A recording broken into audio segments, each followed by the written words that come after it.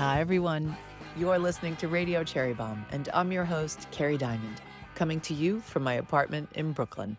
If I sound tired, it's because I am. Our big Jubilee conference was just 2 days ago, but I am very excited about today's show because my guest is Alice Waters, the activist and icon behind the world-famous Chez Panisse in Berkeley, California, and the Edible Schoolyard movement. Alice is featured in one of the upcoming Chef's Table Legends documentaries on Netflix. It's the 10th anniversary of the Chef's Table series, and to celebrate, they're profiling 4 superstars: Alice, Jamie Oliver, Jose Andres, and Thomas Keller. All 4 episodes drop April 28th. Alice joins me via Zoom from her house in Berkeley to talk about her tireless advocacy for free, healthy school lunches for children. She and I also talk about her Netflix doc, her granddaughter, how she and Jeremiah Tower made up after 30 years of not speaking, and a few other timely things. Alice is a force. Do not miss our conversation. So anyway, our Jubilee conference, like I said, was just 2 days ago, 1,000 attendees, and such an amazing day. We had Gloria Steinem, Ozma Khan, Eden Grinchpan, the Marr sisters, Paolo Velez, Chrissy Tracy, so much talent on stage, and then so much great food and drink. I'm still processing everything, but I want to thank everybody who attended and who worked on Jubilee and made it so special. Big thanks to our sponsors who made it possible: Kerrygold, San Pellegrino, Veuve Clicquot, Lundberg Family Farms, Ghirardelli, Chase, Nonino, Donna, Mazza, 21 Seeds, and California Prunes. Go support those brands if you can. They really believe in the Bomb Squad and women in this industry. Also, thank you to the 30 small businesses that participated in our Bomb Squad booths. We'll be sharing them on Instagram all week long, along with other highlights. Our next Jubilee is taking place this September in, drumroll please, Los Angeles. We can't wait to celebrate our LA friends. Check out our website this week for more details. Today's show is presented by Mazza. I know a lot of you met the Mazza team at Jubilee and got to try their products. Mazza was founded by sisters Yasemin and Sheila Sajadi, and they were inspired by the bold, vibrant flavors of their Afghan heritage. Growing up, they drizzled their mom's magic sauces on everything: rice, eggs, tacos, you name it. And now they're on a mission to bring that same fresh, goes-with-anything flavor to your kitchen and mine. Mazza, which means flavor in Farsi, is all about soul-satisfying food. Their sauces are made with simple, wholesome ingredients and are crafted for dipping, spreading, and drizzling on just about anything. Whether it's the herby, vibrant cilantro chutney, my favorite, the sweet and spicy mango chutney, or the creamy, zesty lemon aioli, Mazza instantly transforms any meal. You can find Mazza at every Whole Foods market nationwide. Way to go, Mazza. And make your next bite unforgettable. Learn more at Mazza.com and follow them on Instagram and TikTok at Mazza Magic. Now, let's check in with Alice Waters. Alice Waters, welcome back to Radio Cherry Bombe. Thank you. Happy to be here. I am so happy to see you. I know the audience is going to be so happy to hear from you. And congratulations on being a Chef's Table legend. Well, that's quite a group of people. It is quite a group of people. You very much deserve to be in that group of people. I know you don't walk around calling yourself a legend, but I was wondering, can you name a few people who you consider legends? Certainly Julia Child. I don't think of cooks quite that way. Legendary cooks means that everybody knows about this person. I think there are categories because of what people are cooking or from where they live, that it's hard to use that word when it comes to cooking. Anyone who's not a cook who you think Yes. is a legend? The first person who came to my mind was MFK Fisher, but she was a cook too. But I think of a legend for me is Mario Savio and the free speech movement in Berkeley. He's a legend, and people, their lives are inspired by his words and his actions.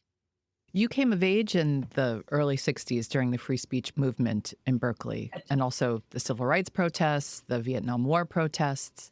Friends of yours were arrested back then. You and I were talking just right before we started about how it feels very much like we're in a crisis right now. Times are very complicated. I was wondering if there are any lessons from those days back in the 60s that you learned that we can apply to today. Absolutely. That if we all got together, we can make big change.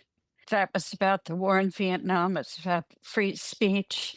We made some gains in civil rights, but it was a time of a kind of awakening for this country.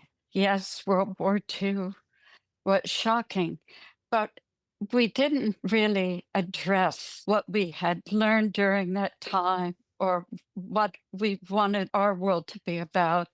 And I think that's why Vietnam was so upsetting to all of us.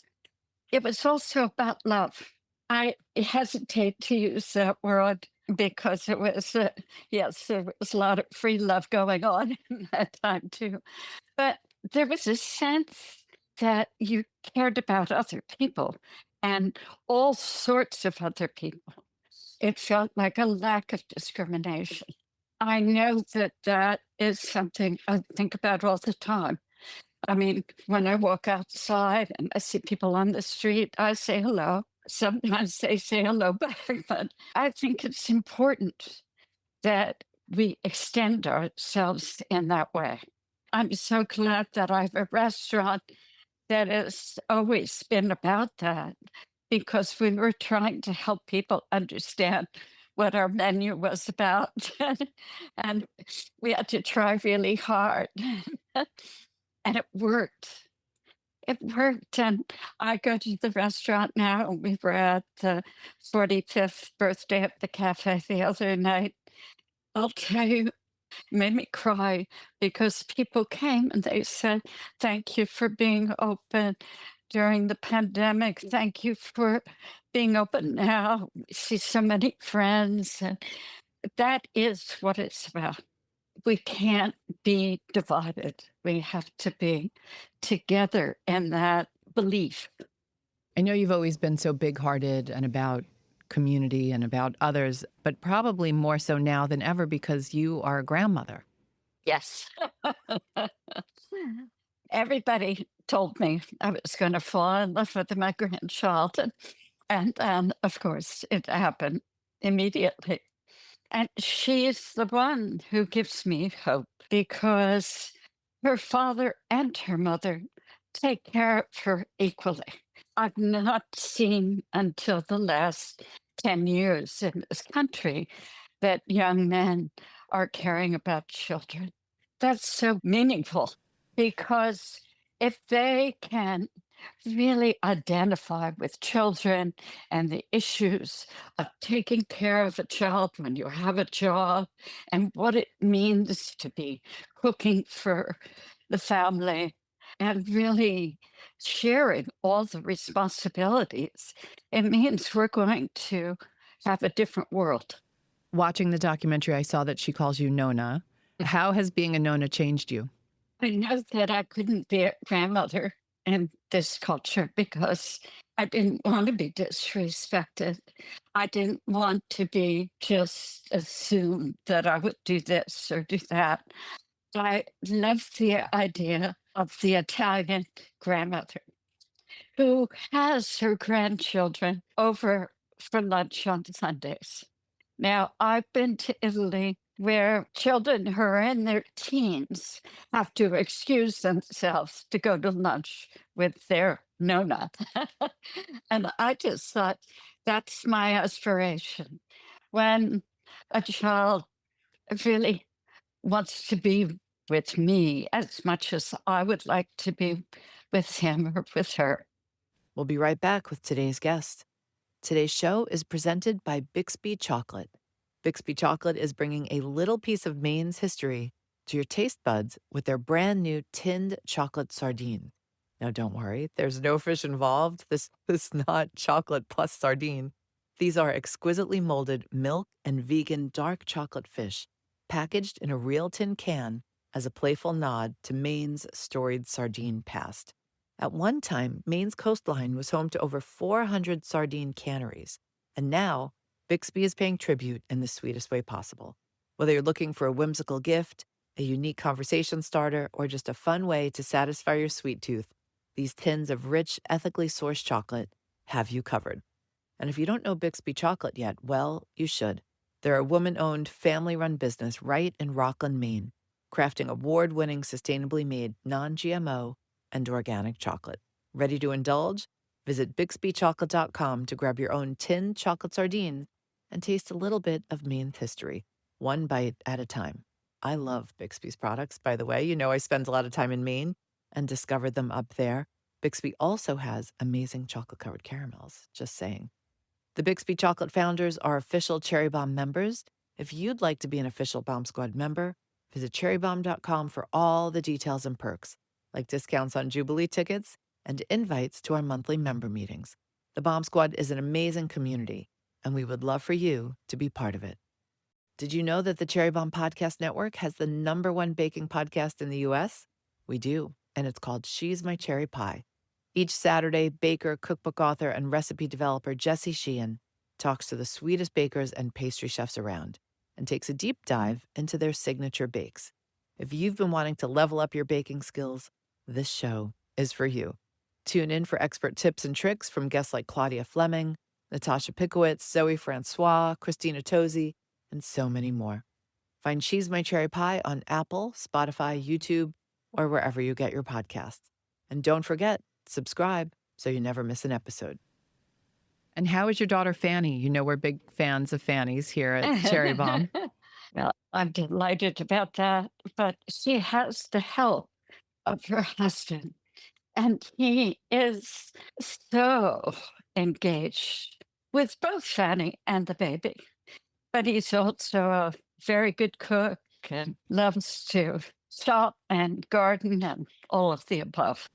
It was so nice to see your granddaughter and Fanny in the documentary. That was just a lucky little moment in the backyard, but it's what I used to do with Fanny, is take her out there and teach her the names of all the flowers and the fruits and the vegetables. And she always had to take her lunch to school, different from everyone else's. It taught me so much.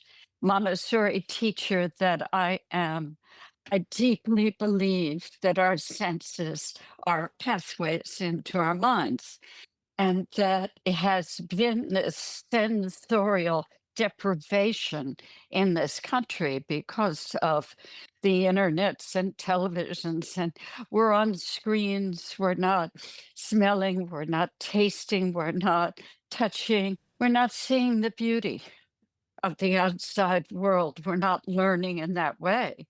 It was a revelation to me to be educated back in the 60s at an international Montessori school in London. Of course, it was nice to be in London in 1968. But I know that children need to be doing this, experiencing this. And it's the reason I started the Edible Schoolyard Project 30 years ago. The principal, called me up and he said, I have this piece of land. I know you like gardens. Maybe you could come over. But for me, it validated completely the understanding of the education of the senses.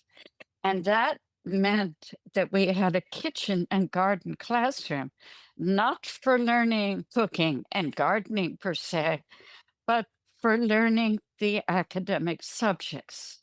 So when you were in a geography class in the kitchen and you were studying the Middle East, you would be making pita bread and hummus, and you would be tasting it and talking about the geography of that country and what grows where, and actually eating it and smelling it. And believe you me, when you have your test about the geography of the Middle East, you will be able to be very successful because it all comes back to you. And I know now, and I don't know whether you've seen this map, but we have a network of the schools around the world. that have made an edible schoolyard, and there are 7,500 schools. Oh, that's remarkable. I know you folks can't see this map, but it is remarkable. Maybe we can share it online. Where can And people see that map, Alice? they can see it on our website for Okay. sure for the Edible Schoolyard.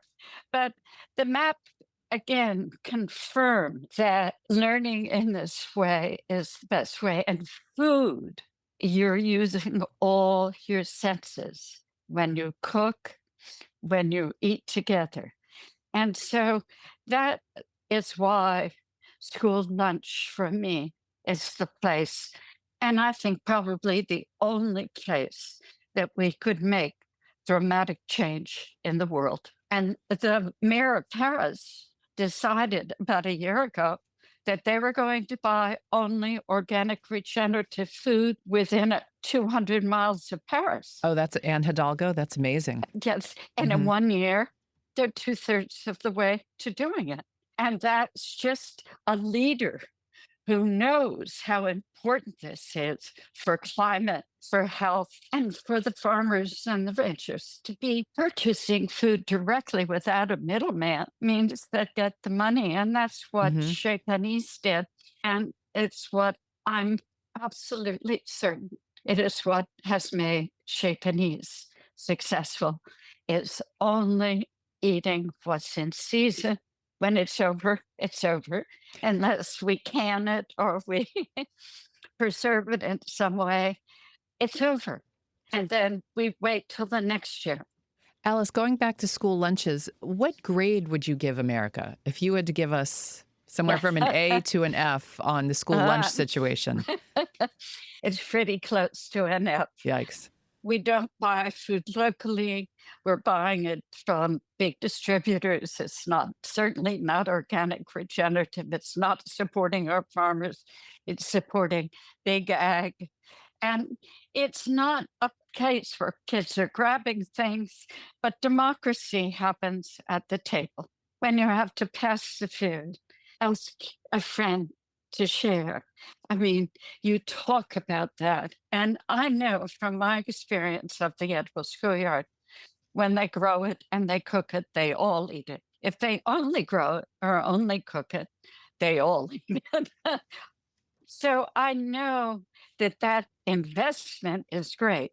But I also know when they're served food in a way that is accessible and apples may be cut in pieces or where it's something the kids are going to like those beans with garlic. And I've written a cookbook that's coming out in the fall.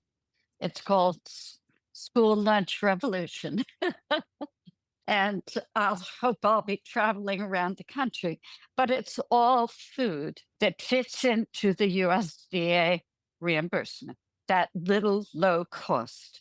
But it's about really finding the foods that kids love that are ethnic dishes that have been proven to be affordable and nutritious. It's again, it feels very seasonal because I just know that before World War II, my parents and everybody's parents put things up for the winter, canned apples in the fall, and had that. Wasn't so good when they canned asparagus. I want to go back to Edible Schoolyard and the school lunches. I mean, you have been so on message for decades. Very simple message. You want free, healthy school lunch for all children. Why has it been so difficult to make that happen in this country? Because in order to make that happen, you may have a governor or a mayor of a city that wants it to happen, but it really is dependent on the superintendent of schools and the principal of the school, and of course, money. That we're going to have to really teach people how to cook that way and to understand how to buy food. And those intermediaries like Cisco are separating the farmer from the school. But that was a great story that we had a big event in DC called Climate Food Hope. And we did a long table of 200 farmers and teachers. As Truman said, they're our most valuable citizens. And I love that they would all be at the table and they all had school lunch. But what was fascinating to me was one young woman who was an orange grower in California. And she said she loved growing oranges, but she couldn't sell all her oranges at the farmers markets, and she didn't want them to go to supermarkets. And so she went to a local school and she gave some to the principal, and he tasted them and he called her back. We'll buy all of your oranges all the time. But that to me is what happened at Chez Panisse. When I tasted Mas Masamoto's peaches, I want all the ones we can have in September and October. And it was that commitment of buying it at the real cost so that the farmer didn't have to give a discount to a Cisco to deliver it. We can figure out how to do this successfully. We always did in the past. And I know I'm very interested in the University of California making a commitment and teaching us across the country and around the world how to do this. But I also found at the event in DC that there are people in every state. There's seed savers in Iowa. There are farm to school in New Hampshire that have been there for 30 years. There's Elliot Coleman growing food in a greenhouse for schools all winter long. I mean, we know how to do this. We just have to share that knowledge. And I think it could not only bring us together in the best way as a country, but it could really support the diversity of different states. And that's how we put the cookbook together, knowing the dishes that were loved in New Orleans at the Edible Schoolyard Project there. They were one of the original ones.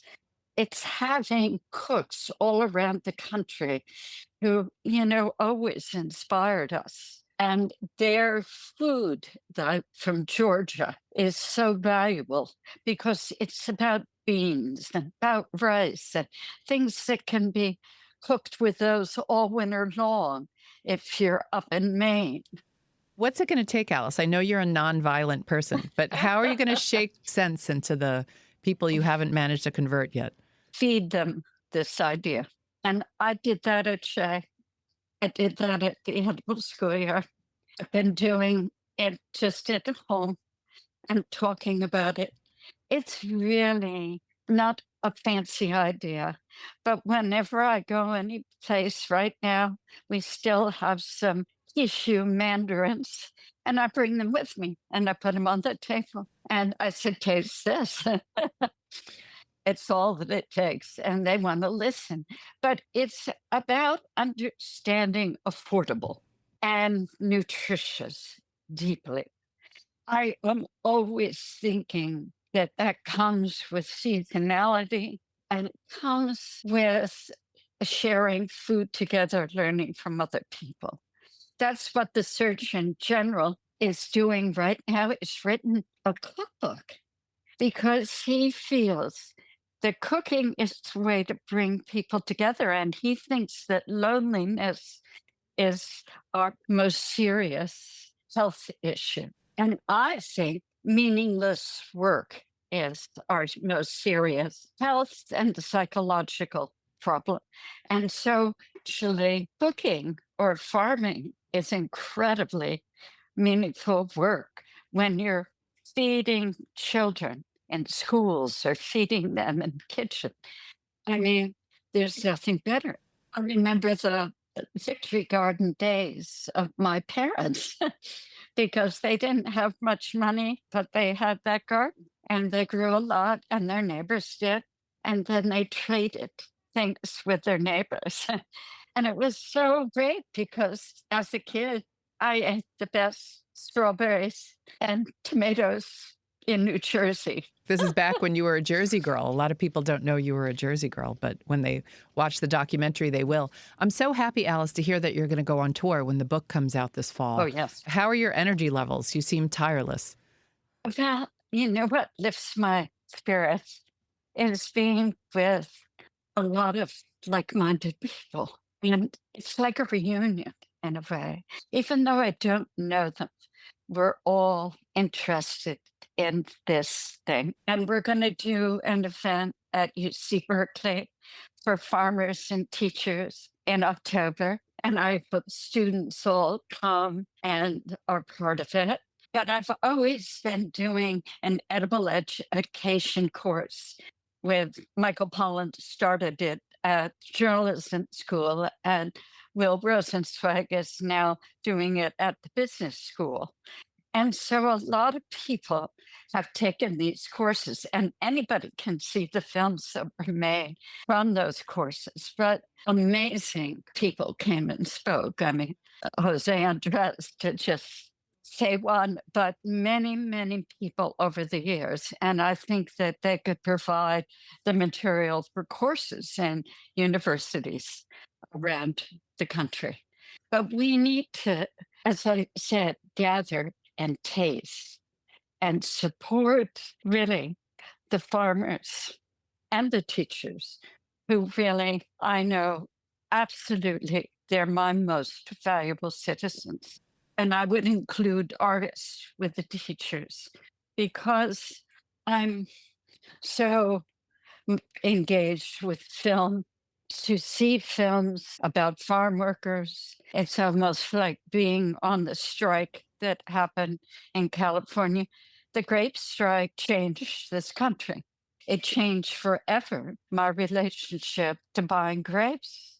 I even now, even if I sort of know that it's the right person at the farmer's market, I have to ask just because I'm so moved by that peaceful demonstration. And Dolores Huerta, we're almost at her birthday, and she's getting right up there. If you could send a message to our current president, what would you tell him? The first word that came to mind was resign. What's the second word? The second word that came to mind was education. It's invaluable. And to take money from public schools is really a crime. I just feel that we're at a moment of awakening. I don't know what is going to happen, but I feel like our gatherings are sharing of a understanding of democracy, going back to the beginning of democracy, going back to Ben Franklin, understanding what it meant. We've lost all of that education of around this country. I mean, we had people like Edna Lewis. She was one of my teachers. We used to have an event in New York, and I hope it can be brought back again. I think it can, at the Rockefeller Center. And we had it every year to raise money for Meals on Wheels. And it's where all the chefs came from around the country, and we became friends. And there were like 25 chefs, and we all set up these little booths down at Rockefeller Center. And we met people and sold the food and gave it to Meals on Wheels. Oh, that's so interesting because we're at Rockefeller Center right now. Are That's you? where, yeah, that's where our studio is. Is that how you met Edna Lewis? Everybody. Wow. Edna Lewis was there making her tarts one at a time with Scott Peacock. Everybody brought a little brigade. She had Scott and herself, and they made each one that they sold. And they were the best thing that I put in my mouth.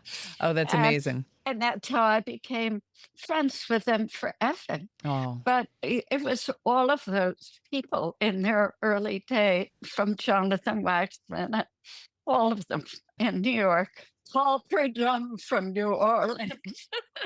okay. I need to find some photos of that event and I need to talk to the Rock Center folks about bringing it back. Oh, yes. We have to talk about this documentary that you're in. Yes. Did you watch it, or is it too cringy for you to watch stuff about yourself? It's pretty cringy. But I did watch it. It was a little hard to begin looking at myself and making a salad in my kitchen. But I really appreciated the whole scope of Chez Panisse that was revealed, and the fact that they went out to the farm and they talked with the other cooks in the restaurant about what it was like to cook in that way and a single menu. I think in the end, it really says something important about how we all work together. We do. There's a main chef, but it's not somebody who is making all the decisions. I think now it's sort of a regenerative kitchen. Oh, that's a great term. Isn't that because it means that every little bug in the soil contributes to the health of the plant and pulling the carbon down into the ground where it belongs? So I think there's something to everybody's event, including the dishwasher, saying they didn't eat that and I tasted it and I thought it was great. you know, you really want that information. I do feel like the collaboration and the community aspect of what you stand for came through Oh, 100%. good. Oh, it's great. There wasn't too much drama in the documentary. It wasn't like the Martha Stewart documentary. Did you watch that one? I haven't watched too many. You'll have to put that on your list of things Yeah. to stream. But it was so interesting. It was so interesting learning about the early days of Chez Panisse and the whole reason you wanted that restaurant. I also had no idea that the restaurant was in debt early on and that you hit some hard times. It didn't go into depth into what you did to turn things around, but I'm curious because, we have so many restaurateurs who listen to the show, so many people in the food world, so many entrepreneurs. What did you do to turn things around? We did a couple of things. One ultimately was to build the cafe upstairs. We knew that our friends needed to be able to afford to come. That was why we were doing it in the first place. And so they couldn't afford a fixed price menu, especially as it got gradually more expensive. That really helped. It is still unbelievable. There was two people that I sat next to on the porch last week. They just said they wanted me to know that they have been sitting at that same seat for 40 years. Every Wednesday. That's remarkable. I mean, how old is the restaurant now? 53 years old? 53 Chez Panisse, but the cafe just celebrated its 45th birthday. Right. I mean, both remarkable. Some restaurants don't last, I think the majority of new ones barely last a year. 5 years is major, 10 years is epic. What is the secret to 53 years, 45 years? Well, I think it's constantly tasting and looking for that beautiful taste. And it's also that collaboration, both in the dining room and the kitchen. I want people to feel like they're at home. That's the reason that we have an open kitchen downstairs and upstairs. Kids can come and make pizza with the pizza guy. I want people to feel that they can talk to the people that are cooking. And I think one other thing that's really helped is we do internships with people around the world. And so they can come for 6 weeks or 3 months or whatever it is and just be part of the team in the kitchen or upstairs in the cafe. That must be a remarkable exchange of. Well, it has been. And I mean, people like Sally Clark, who has a restaurant in London, when she came, I mean, she just learned so much. And her son is now wanting to be a cook. And I mean, it's so contagious when you have an opportunity to really be in someone else's kitchen. I went to Gramercy Tavern just recently. I was overwhelmed. I went in the kitchen and they all put their arms around me, the dishwashers, the bussers. And I just felt the love of food, and they're working in that particular restaurant, which has always honored the experience of Chez Panisse. It just felt so good. Alice, I want to go back to, you said you've always wanted it to feel like you're eating at home when you eat at Yeah. Chez Panisse or you eat at the cafe. You have a funny story about when Julia Child ate at the restaurant and she said it tasted like she was eating in someone's home, but it wasn't necessarily a compliment. But it was always a compliment from my from my side. And ultimately, she kind of took me on as a young friend, and I learned so much from her. And I had a moment right before she died in Cambridge on the East Coast when my daughter was going to school. And we went over to her house and we had that chicken in the kitchen. And I just felt like I wanted to be able to give people in the same spirit that she gave to all of us. She never held back, ever. There were no secrets about what she was doing. And she had a curiosity about food to the end. I can't say enough about her foundation and the experience that I have had this year. It was a love in for all of us. So Chez Panisse has survived so much over the years. I mean, so have you. We talked about the financial issues. You had fires. They don't even cover the fires in the documentary. They do cover a little bit butting heads with one of your early chefs, Jeremiah Tower. They didn't get into too much of that. Anthony Bourdain, who kind of was critical of you in the media. Did you two ever patch things up? Yes. You did. I mean, and patched things up with Jeremiah at the Ohio Food and Wine Festival that I was just there. We found ourselves in the same room about to be interviewed by Ruth Rachel. And there were buckets of Veuve Clicquot champagne. And we opened one and we drank some and we fell into each other's arms. Had you two not spoken for a while? Not for like 30 years. What? Oh my gosh, Alice, that's remarkable. It was so moving for both of us. And Ruth interviewed us both about the early days of the restaurant and everything. And it felt so good for everybody. It had felt like I know that I can always forgive people if they want to be forgiven. And I think we both wanted that to happen. We talked about eating together in Venice. I had no idea you two hadn't spoken for that long. Oh, a long time. Wow. I mean, he moved to Mexico and he's been not around. But I mean, there couldn't have been a more appropriate moment.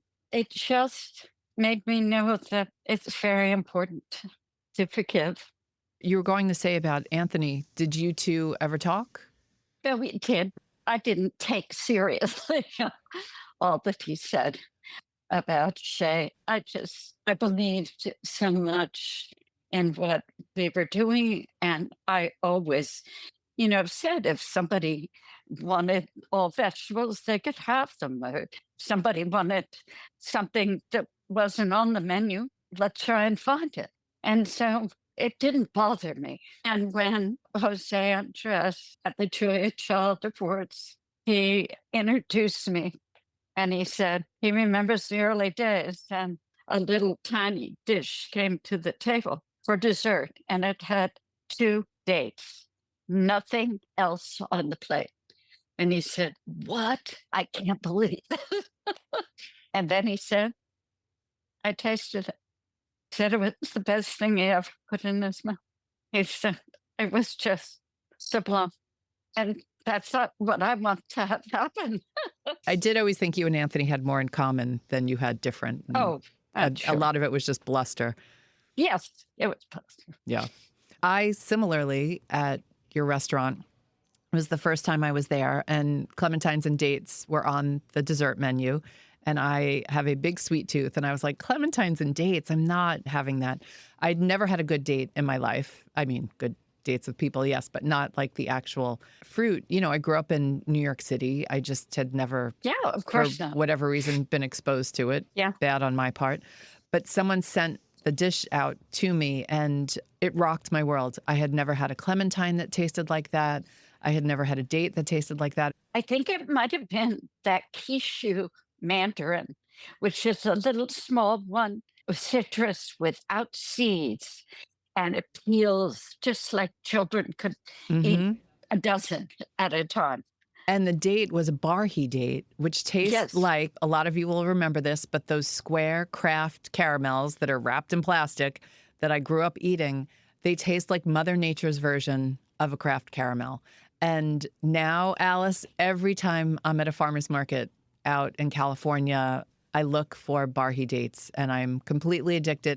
You really changed my world with that one dish, I have to say. I mean, it just opened my eyes in so many ways. And that was before I even got into the food world. I mean, it that's what really, happened mm-hmm, to me in Paris. mm-hmm. I got Fred de Bois. I said, "What is this?" And they said, "You have to grow up in the woods, in the pine forest, and people forage for the Fred de Bois at this one little moment of the year." And I couldn't believe it. There's no planting of festival. You have to forage for it. But it was so special. Those are those beautiful little springtime strawberries. Tiny. Yes. One of the best things Well, you'll ever eat in your whole life. yes, I agree. And sadly, you can't get them here in America. But you can get wild strawberries up in the mountains of Colorado that are akin to festival. Again, they're only foraged for in the fall, and you have to really search for them. But there's something that's wild up there. That's good to know. You know, Alice, so interesting. They touch on this in the documentary and I think in the parts with Bourdain. But, you know, you have gotten the rap for being elitist and out of touch and wanting a utopia. I have never understood why someone who just wants healthy, free lunch for school kids could be labeled as out of touch. I mean, with all the things going on right now, wanting to put people on Mars, everything with AI, and I do use AI and I, you know, have a healthy respect for it. But just like billionaires and their yachts, like that to me is out of touch. Somebody who has for decades just wanted free, healthy school lunch for kids. I mean, what is wrong with us that we consider someone like that, you, out of touch?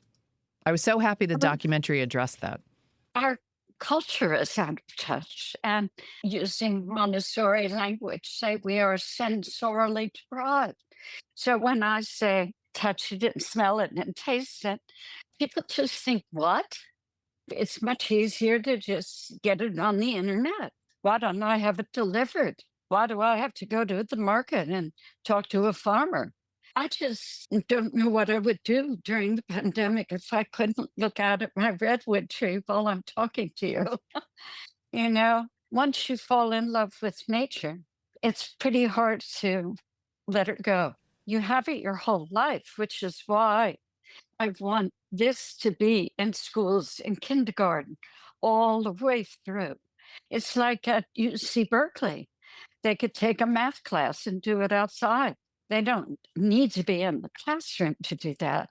But when you're learning it in context or calculating how many trees are there, it's a memory. It's a memory that's happening through the eyes, the ears, the sounds, the aromas. It's a way that you deeply remember. And even though I don't remember anybody's names, I remember what people look like. I remember what they sound like. I do know who they are. So I'm glad I started calling everybody dear at the restaurant. That helps. Well, Alice, I just That want to say thank you for not giving up hope. I mean, so many of us look to you still for inspiration and just, I don't know, just a few breadcrumbs on how we're going to just carry on and move past these times. So I appreciate you being as optimistic and hopeful as you still are. I just, again, I see nature out there.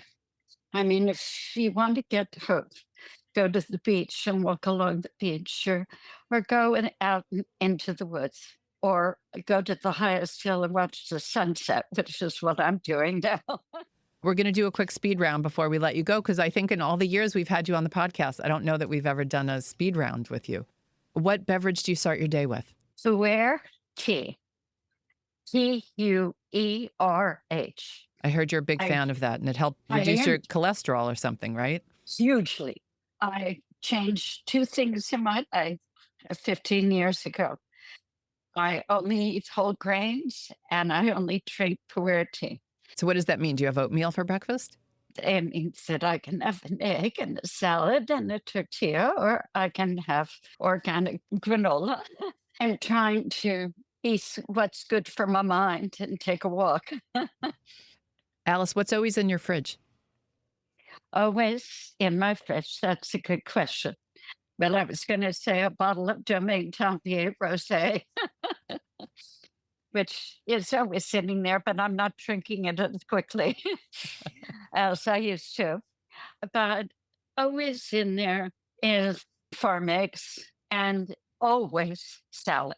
Always salad. You're a salad girly, Because I always. eat a salad and it changes all through the year as to what that salad looks like.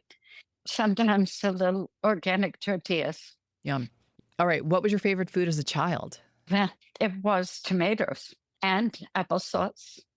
My mom wasn't a really good cook. She was a health food person, listening to Carlton Fredericks on the radio. So she wanted us to have, whole wheat bread, not that Wonder Bread. I traded my sandwiches or I begged for what my friends had at school. But we ate out at the garden a lot. And I have to say, really, my love of tomatoes and blueberries, strawberries is from that time. Okay. Alice, do you know what Tomato Girl Summer is? No, I don't think so. Tomato Girl Summer. That's when it's so hot. You were the original Tomato Girl Summer. It's a thing that happened on basically like Instagram and TikTok. It was just girls celebrating tomato season, but you will be so happy because they're celebrating tomatoes actually in season. Well, are they celebrating organic, regenerative tomatoes? And I think we have to ask that question about organic, no question about it. Okay, well, make sure to spread Ask that question, no question. well, make sure to spread that message during the next Tomato Girl Summer. I hope so, really, because there's a big taste difference. But to think that you're addressing climate at the same time, it's so beautiful. Do you have a favorite food smell? Whatever's in season, I'm still eating. I'm eyeing my last quiche over there. But I'm also eating pears still. And again, my pleasure is biodiversity. So I have little pears. I have big, sort of red ones. I have brown, yellow ones. And I'm just picking among those. And they have subtle taste and textural differences. But biodiversity is what wakes me up. When I had asparagus the other day at Chez Panisse, I just said, where did this come from? Of course, it came from our farm, but it was skinny little asparagus like I haven't had in years. And it was totally right, but it's because of the rain. And I just like crazy. I've been eating at breakfast, lunch, and dinner. Oh, that first asparagus of the spring, though, that is a special moment. I've been to your house. I know you don't own a microwave, but I don't know if you have a TV set. Do you watch TV? No. You don't, so you're not streaming anything. Except the only thing I watch is TCM, Turner Classic Movies. Okay. And my TV is locked in a cabin. When I want to see it, it's on TCM already. And I watch TCM. Okay, so you're streaming TCM. Good to know. Yeah. All right. What's your favorite food film? My food films are my farming films. You've been friends over the years with so many great filmmakers, Francis Ford Coppola, Werner Herzog, but you're more of a documentary fan? No, I'm not. But my best friend was Tom Luddy, who started the Telluride Film Festival. And I go there every year and have gone for 50 years. And it's the way that I've learned about the world because his filmmakers were from India, from Africa, from China, from South America. And I got to meet them when they came and showed their films at the archive at UC. And then Tom would bring them to dinner. Mm. So, one of my favorite memories of all time was when we hadn't quite opened the cafe and Kurosawa came in his white linen suit, and he stood at the railing, and in the room were Francis Ford Coppola and George Lucas and Tom and all these filmmakers, and we made dinner for them because of Kurosawa. But that became a way that I fell in love, not with just the people, the food. Indian food, I wanted to know Indian cooks. That's how I met Nullifer at Shaporia. And she makes Parsi New Year at Chez Panisse. Every year we just had it. She was there in the kitchen teaching the next generation how to cook Parsi New Year. Wow. You've met so many amazing people over the years, Alice, and led such a remarkable life. The greatest gift. Hmm. Not just of the restaurant because I meet people there, but because of film and knowing Tom Letty and all the filmmakers that have really given me a vision for how we can all live together. I used to go to the Berlin Film Festival. I can't say enough. That's remarkable.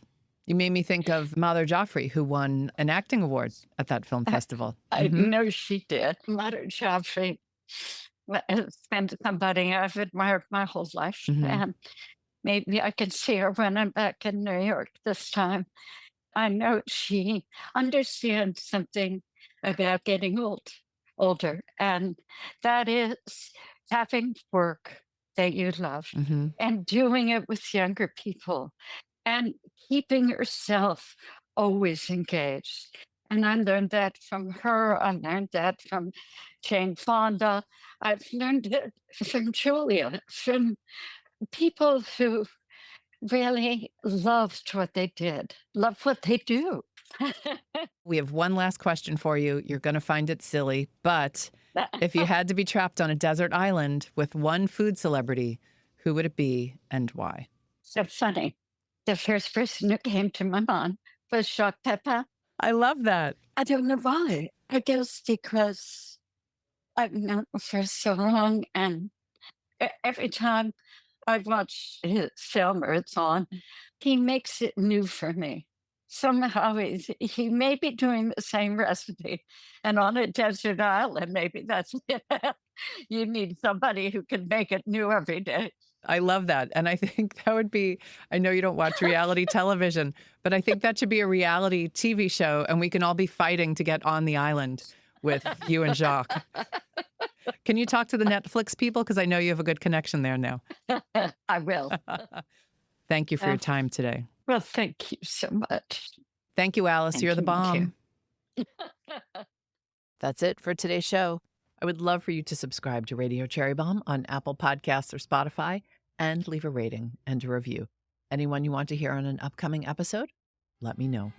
Our theme song is by the band Tra La La. Joseph Hazen is the studio engineer at Newsstand Studios. Our producers are Catherine Baker and Jenna Sadu, and our editorial coordinator is Sophie Kais. Thanks for listening, everybody. You're the bomb.